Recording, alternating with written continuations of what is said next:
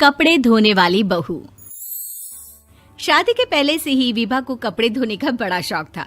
कभी नल के नीचे तो कभी तालाब के पास। अरे मेरी नीली वाली लुंगी नहीं दिख रही है।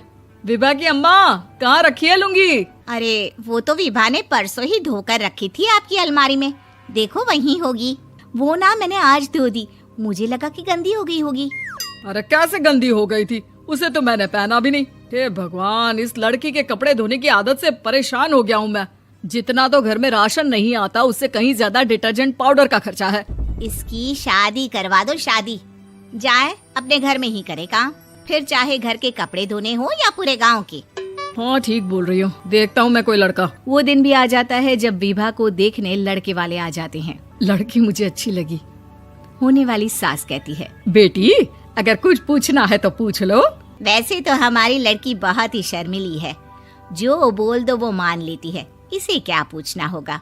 अरे कैसी बात कर रही हो माँ, मुझे इन लोगों के घर रहना है, सवाल तो कई है। हाँ हाँ बेटा, पूछ लो ना, क्या पूछना है। आप लोगों के घर कपड़े कौन धोता है? सास का मुंह बन जाता है। देखो, अगर तुम ये कहना चाहती हो कि तुम्हें कपड़े धोने नहीं आते तो सुन लो, कपड़े मैं ही धोती हूँ, लेकिन तुम्हारे आ जाने के बाद मैं रुमाल तक नहीं धोऊंगी। अरे चुप रहना भाग्यवान, बहू बेचारी घर आई नहीं, उसे डराना शुरू कर दिया।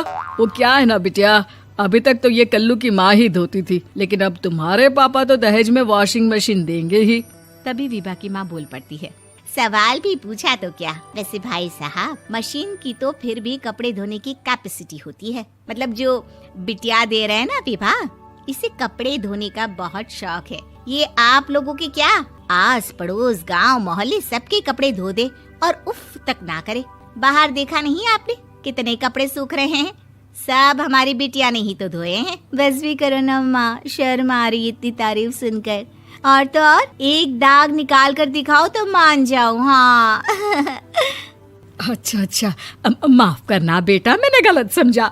हमें तो रिश्ता बहुत पसंद है। और ऐसे जुड़ जाता है रिश्ता कपड़े धोने का शौक रखने वाली विभा का। उसकी शादी हो जाती है कोयला फैक्ट्री में काम करने वाले कल्लू के साथ। शादी के बाद अचानक विभा चिल्लाती हुई सास के पास आती है। सासू माँ, अरे सासू माँ कहाँ है आप? ये तो धोखा है, धोखा दिया आप लोगों ने मुझे। इसे ससुर के चक्कर के बारे में पता चल गया। अरे तो उसमें तुझे क्यों धोखा मिला है? अरे नल में पानी नहीं आता, कपड़े कैसे कब धुलेंगे? अच्छा, तू पानी नहीं आ रहा उसकी बात कर रही है। तो आपने क्या सोचा? कुछ नहीं।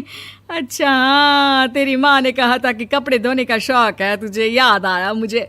शौक बोलकर कपड़े धोने वाले मेरे जुनून को कम ना आके सासू माँ, कपड़ा धोना मेरा गुरूर है। तभी पति भी वहाँ आ जाता है। अभी मैंने इसे सनी देओल की फिल्म दिखाई है, उसी के डायलॉग मार रही है माँ। अच्छा सुन, साफ साफ बता रही हूँ, पानी सुबह 4 से 6 और शाम को 10 से 12 आता है, समझी? विभा टाइमिंग सुनकर हैरान हो जाती है। ये क्या भूतों का मोहल्ला है? सुबह 4 बजे उठकर कौन कपड़े धोता है? 4 बजे टंकी में पानी जाता है, फिर सारा दिन धोना ना, किसने मना किया?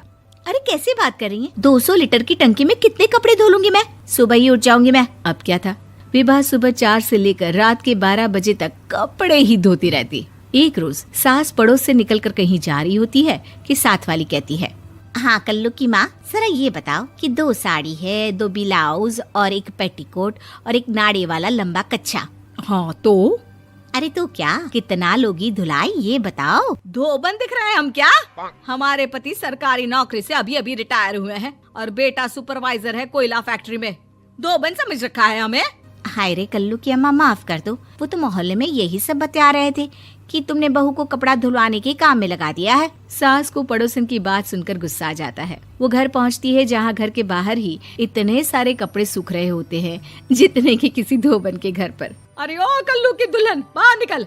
माँ जी यहीं आ जाओ, बाथरूम में चादर धो रहे हैं हम। अरे अभी हम धोते हैं, तुमको बाहर निकलो। ये आस पड़ोस वाले बोल रहे हैं कि हम बहू से कपड़े धुलवा कर उसे कपड़ा धोने वाली बना दिए हैं।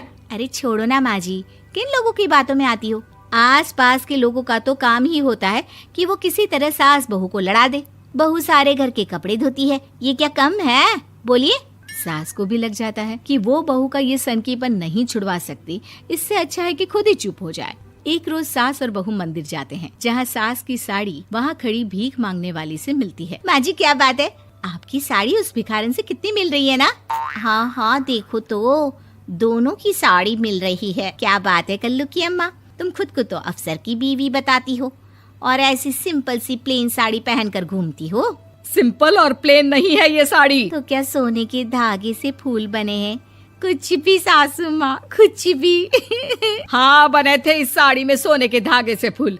मेरे पति लेकर आए थे मद्रास से स्पेशली मेरे लिए 10,000 की। ताहे भाई साहब इस भिखारन के लिए भी सेम टू सेम साड़ी लेकर आए होंगे 10,000 की।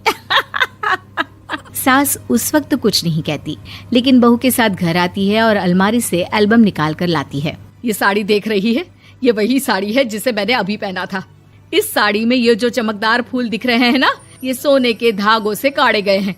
लेकिन तू लोकल वॉशिंग मशीन ब्रश से घिस घिस कर सारे फूलों को निकाल कर साड़ी प्लेन कर दी। मुझे माफ कर दीजिए सासू माँ। और तो और, जब मैंने तुझे तेरी गलती के लिए कुछ नहीं कहा, लेकिन तूने तो सबके सामने मेरा मजाक ही बना दिया। क्यों? बहू को समझ में आ जाता है कि